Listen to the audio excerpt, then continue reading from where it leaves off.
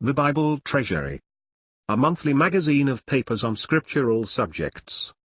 Article 2, Volume 8, 1870, and 1871. Fragments. 1870, 36.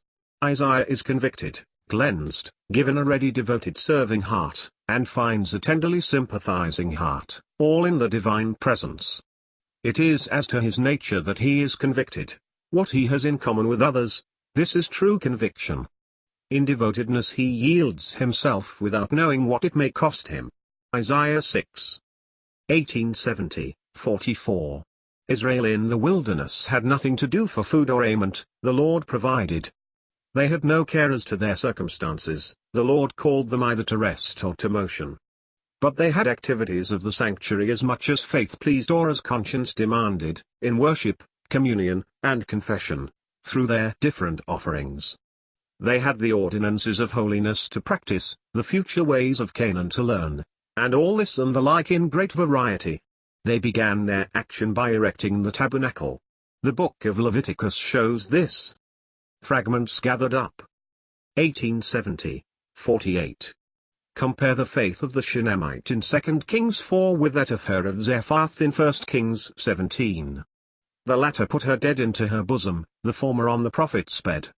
Death reminded one of her own sin, it reminded the other of God's resources.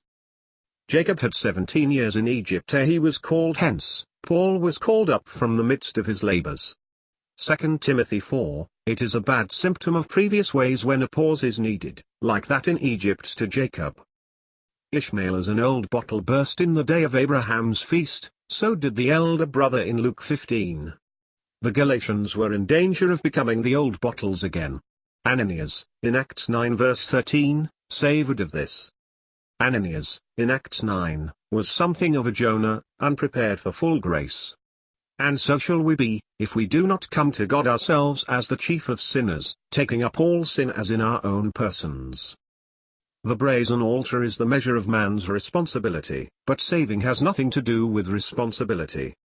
God saves us for himself, and brings us to himself. There is no veil in Hebrews, therefore the holiest and the holy are not distinguished. The holy things could not be guilty, but they could be defiled.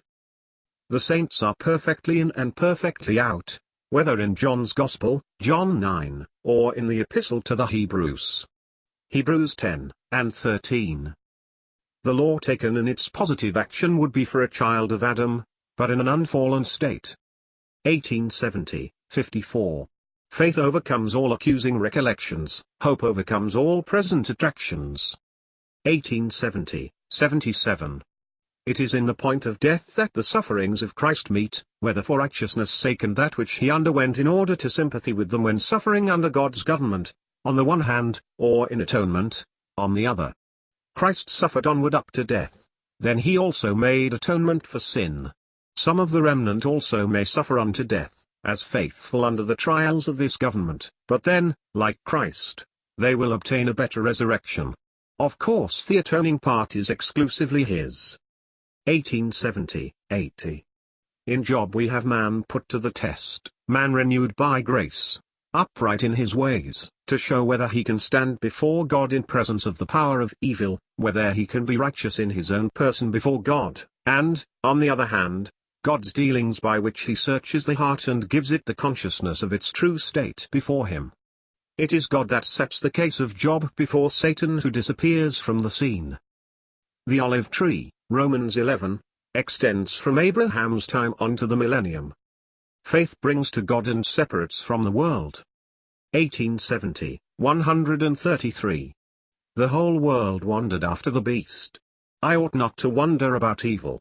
I ought to trust God to foil Satan. 1870, 143. Revelation 3 verse 8 tells of the Lord's love to the church. Nothing marks the low state of things more than this, that the thought of legality is connected with God's looking for works. It is not so at all. Christ desires that the life he has given should appear. If you say to Christ, I will give no works, he says, you do not care for my love. If we really cared for his love, we should wish to hear him say, I wish for this thing, that thing. It is the jealousy of his love that cannot bear that another should be in our hearts in his place, In Ilsa's dealings with Rebekah, it is jewels first; with Laban, it is bringing into the house before the jewels. The Spirit alone acts in the power and confidence of grace. Laban was a legalist. 1870, 147. The affliction of Christ was infinitely deep, but his perfect communion with his Father caused all the anguish, that in others broke out into complaints, to be in secret between him and his Father. It is very rarely expressed in the Gospels. He is entirely for others in grace. It is very afflicting and very humbling when we are obliged to confess that God's enemies are right as against his people.